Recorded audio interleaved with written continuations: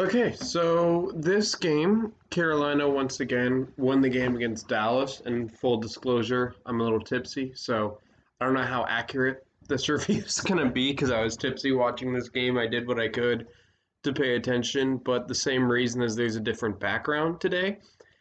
I am visiting my hometown for a bit, and I will occasionally do that. So when you see a little bit of a different background or whatever, it's because I'm visiting either my people from home or something, and then in a month I might be moving just because of work. So, right now, different background and everything, and I'm tipsy just because I was visiting my hometown. What better excuse do you have to drink a little bit? So, yeah, but on to the game. So, for me, Carolina won the game, and I wouldn't say they played worse. I think Dallas came into this game more motivated. And, that's why when Dallas was kind of outplaying Carolina, I wouldn't say Carolina was playing bad. To me, the game was an example of Dallas had more to win this game because Dallas right now, they've lost 3 games in a row to Carolina, I think in a month. You lose 4 games to someone in a month, you're not going to be happy about it. So Dallas came in and they pushed hard against Carolina, and Nedeljkovic held strong. This, to me, other than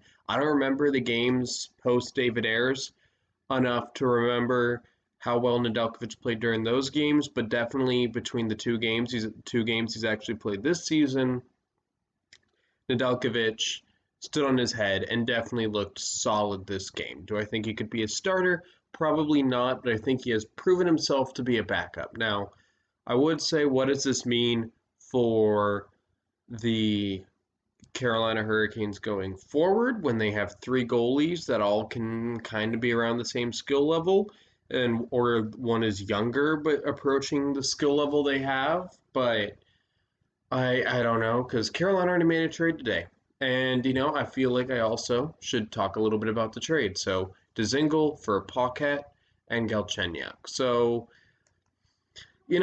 I think Dzingel maybe was a better player of the two, but for me, this was the reason why I didn't make it to one video because A, it wasn't a blockbuster, and B, the Hurricanes played later today, an opportunity to talk about the trade here.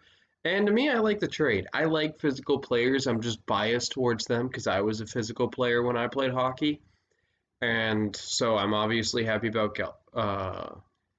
Paquette. Now with Galchenyuk, I don't know. Like Galchenyuk, I know can tend to be a locker room cancer, but you know what? When you get a third overall pick and another player, and the other player is the one you're more happy about coming to Carolina, I don't really have a huge reason to be against it now.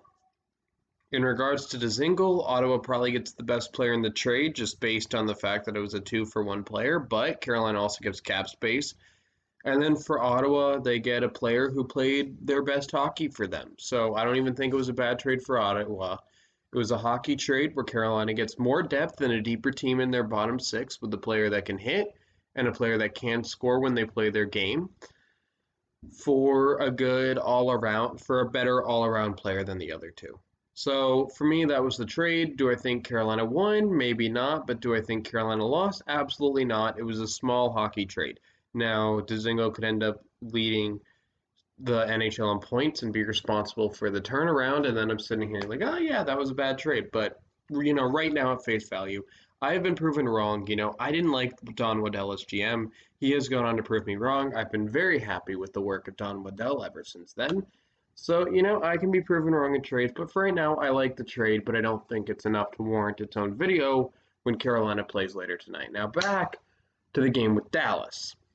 For me, what better way to talk about player of the game? I was going to give it to Nedeljkovic, but Jordan Staal. Jordan Staal has, really, like, just even I was talking to my mom, who only occasionally watches hockey. She's a hockey fan. She's a Hurricanes fan. When your son plays hockey and your now ex-husband plays hockey and is just involved in the world, you're going to like hockey. So, for me, so when it comes to my mom being a fan of hockey, I'm not super surprised.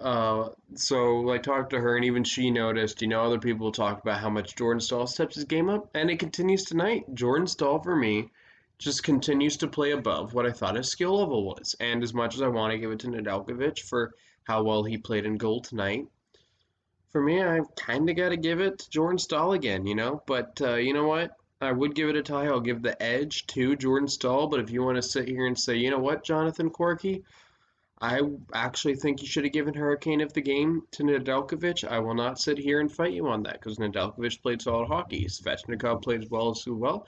And, I got to compliment my favorite player this game. Is the offensive side of his game that he had before he got COVID there yet? No.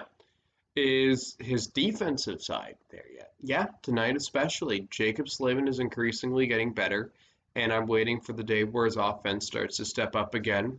Another item of note, Toivo Teravainen getting his first goal again. And for me, I think Toivo Teravainen has been off to a slow start. But for me, I will add if a player's off to a slow start, yeah, you can call them out and be like, oh man, they're trash.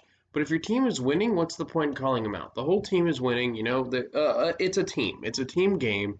If a player is being slow and the team is losing, like with the Canucks, for example, then call them out. If a team is losing, then if a team is winning and a player's off to a slow start, who cares? Your team's winning. What more could you ask for from a hockey team? So, Toivo Teravainen got his first goal of the game. It's good to see. Hopefully, he can start getting on to producing to where he wants to be.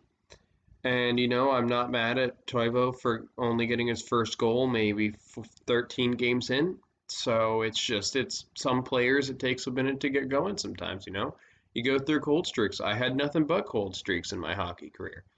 So it's completely understandable. It's nice to see him get his first goal. That can sometimes be the hardest goal for a player to get. And tonight he got it. So, and I'm trying to think just in general what else I would want to talk about. I feel like there was more I want to talk about, but, if not, I'll hopefully bring it up. But we covered the trade, we covered the Hurricane of the game, we covered shots, we covered why I think Carolina was playing necessarily worse, even though clearly right now I'm sitting on a wood table, I can knock on wood. They've been a better team than Dallas, even though, so, and yeah, so there you go. So, but most importantly, now that I've covered what I think of the game, what do you guys think of the game? Comment down below if you disagree with anything I said. If you agree with anything I said, when it comes to the trade, what did you guys think of the trade? Are you guys excited to see Paquette or Galchenyuk in particular come to Carolina? And no, I wasn't picking my nose. I was scratching the inside of my nose because it was itching. So, and if you guys like the content I'm producing here on the channel, hit like and subscribe, and I'll see you guys. This time I did forget. I will feign ignorance. I think it's Monday night. Let me see here. Nope, wrong one. Jesus, you guys probably hate seeing this, but hey, we all make mistakes, okay? Uh, versus Columbus on Monday. Hopefully Carolina can get a win there and really keep this thing rolling. And I'll talk to you guys in the next video.